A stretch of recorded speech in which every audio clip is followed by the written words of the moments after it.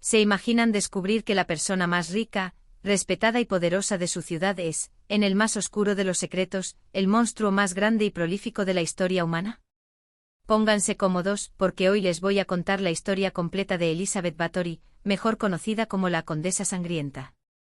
Y créanme, la realidad de este caso supera por mucho a cualquier película de terror que hayan visto. Para entender cómo alguien se convierte en un monstruo de este nivel, tenemos que viajar en el tiempo a la Hungría de mediados del siglo XVI. El año es 1560.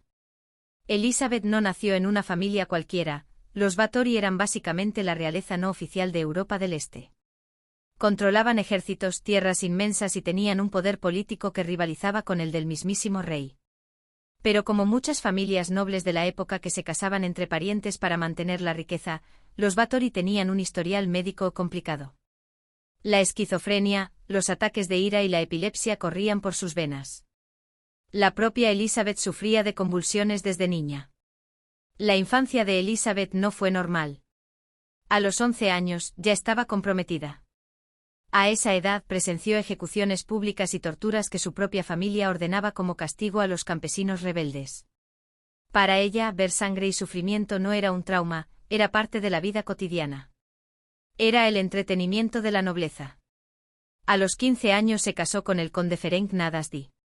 Si Elizabeth les parece aterradora, su marido no se quedaba atrás.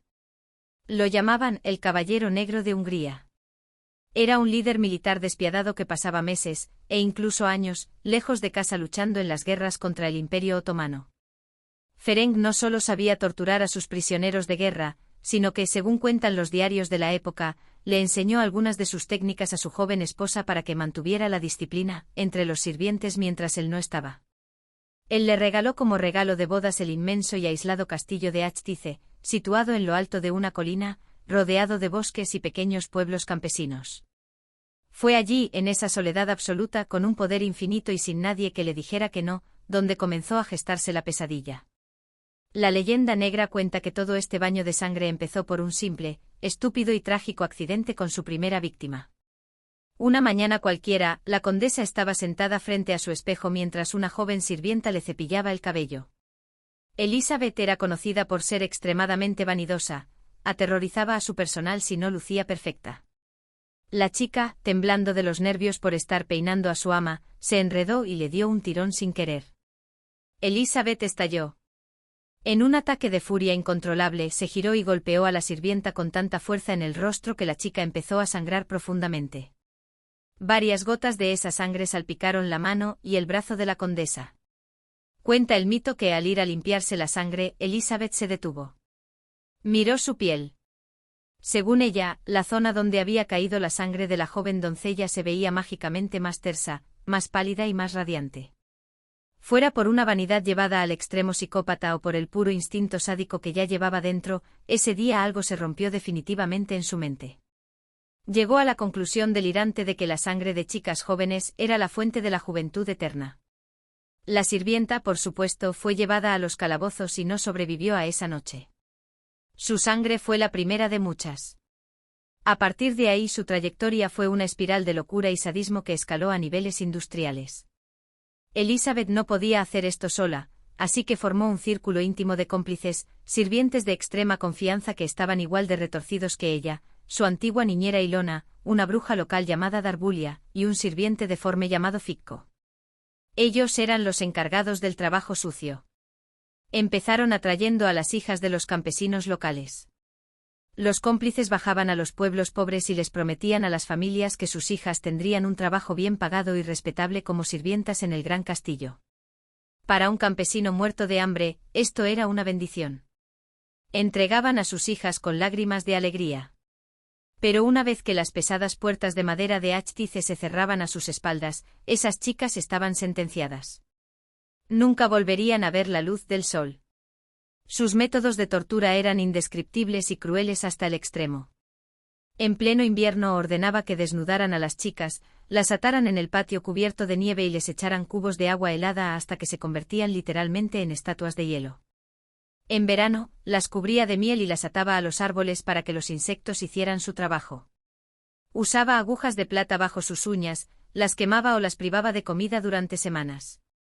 Sus sirvientes le ayudaban a drenar la sangre, limpiar los desastres y deshacerse de los cuerpos, enterrándolos en fosas comunes en los bosques cercanos o en los propios huertos del castillo. Durante años nadie hizo preguntas. ¿Por qué? Porque en esa época el sistema feudal dictaba que los campesinos eran básicamente propiedad de los nobles. Si una sirvienta moría, a nadie en el poder le importaba. Eran vidas desechables para el sistema, y Elizabeth era intocable. Pero todo asesino en serie, sin importar su estatus, eventualmente comete un error por puro exceso de confianza. Y el error de Elizabeth fue su soberbia. Con el paso de los años, los rumores sobre el Castillo de la Muerte se hicieron tan fuertes que los campesinos preferían esconder a sus hijas o huir de la región antes que enviarlas a trabajar con la condesa. El suministro de víctimas se acabó. Así que Elizabeth, aconsejada por sus cómplices, subió de nivel y fue a por sus víctimas más importantes. Abrió una especie de academia en el castillo y empezó a invitar a las hijas de la baja nobleza. Eran chicas de buenas familias, aristócratas menores que enviaban a sus hijas a Achtice con la ilusión de que aprendieran etiqueta cortesana y modales para poder casarse bien. Este fue su error fatal. A diferencia de las campesinas, estas chicas sí importaban para la sociedad de la época. Sus familias tenían nombres, dinero e influencia. Cuando estas jóvenes aristócratas empezaron a desaparecer misteriosamente, o cuando la condesa comenzó a devolver los cuerpos a sus padres en ataúdes cerrados bajo la pobre excusa de que una repentina epidemia de cólera había atacado el castillo, las alarmas saltaron. Las cartas llenas de quejas y sospechas llegaron directamente a la mesa del rey Matías II de Hungría. El rey, que casualmente le debía una inmensa suma de dinero a la familia Báthory, vio la oportunidad perfecta para intervenir, acabar con el poder de la condesa y cancelar su deuda de paso. Así que ordenó al conde Gheorghe Thurzó, el investigador principal del reino, que tomara el castillo. El 29 de diciembre de 1610, Thurzó y sus hombres irrumpieron en Achtice en medio de la noche sin previo aviso. Lo que encontraron al tumbar las puertas fue literalmente un escenario sacado del círculo más oscuro del infierno. Encontraron a chicas encadenadas en los pasillos agonizando, cuerpos sin vida escondidos en las habitaciones, prisioneras desnutridas en los calabozos esperando su turno, y a la mismísima condesa en medio de la carnicería, manchada de sangre. El escándalo fue monumental. Durante los juicios que siguieron, más de 300 testigos declararon.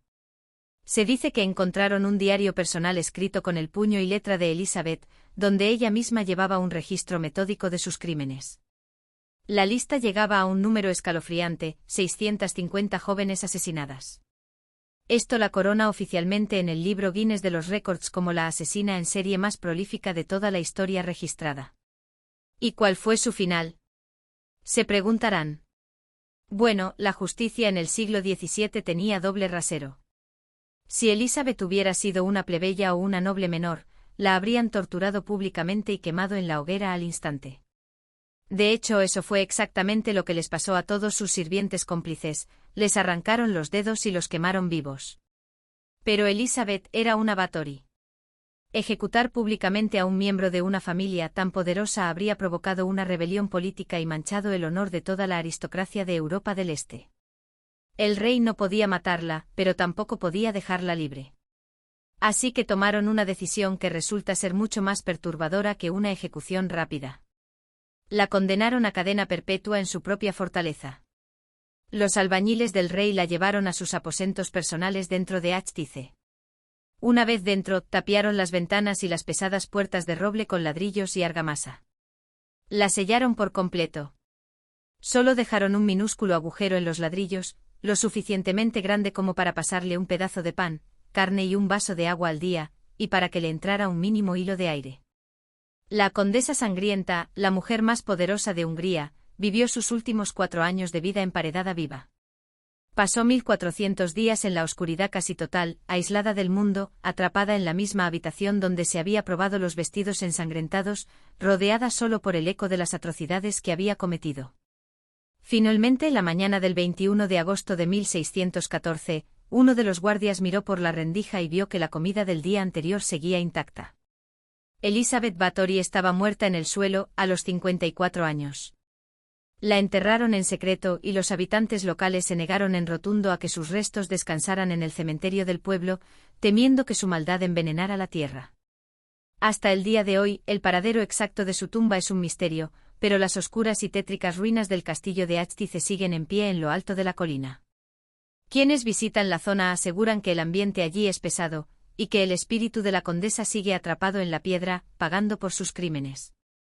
Si les gustó esta historia inmersiva y quieren más relatos oscuros y misterios sin resolver mientras seguimos con el gameplay, no olviden reventar el botón de like, suscribirse y dejarme en los comentarios qué asesino histórico o misterio quieren que investiguemos para el próximo vídeo. Nos vemos en la próxima.